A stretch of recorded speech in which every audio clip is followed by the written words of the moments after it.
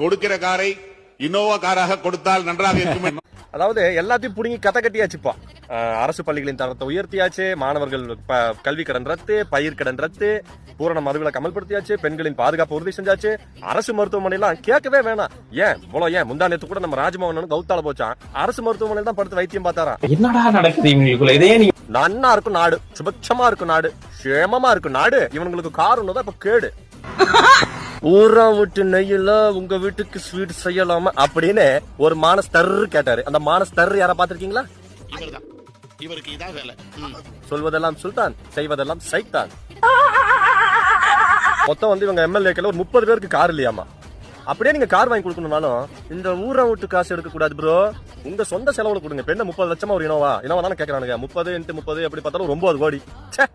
250 கோடி சம்பளம் வாங்கிட்டு உச்சத்தை விட்டுட்டு வந்தவருக்கு 9 கோடி ஒரு பெரிய விஷயமா? பிச்சை காசு இல்ல, உங்க காசுல கொடுத்துட்டாதானே அது கௌரவம்.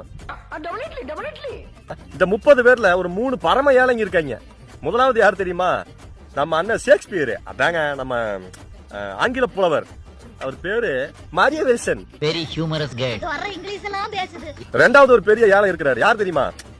அதாங்க நம்ம ஸ்விம்மிங் பூல் மாஸ்டர். உங்களுக்கு தெரியாதோ? அதாங்க அந்த சீட்டாக்களோடய சுத்திட்டு இருந்தாரு.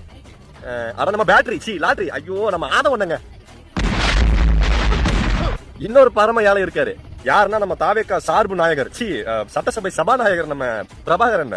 கத்தம். இன்னும் எத்தனையோ அரசு பள்ளிகளின் தரம் உயர்த்தாம கிடக்குது. பயிர் கடன்ல எத்தனையோ விவசாயிகள் தூக்கு போட்டு சாகுறான். நாட்டுல எவ்வளவோ பிரச்சனை இருக்குது. அங்கங்க பள்ளிகள் இடிஞ்சு விழுகுது.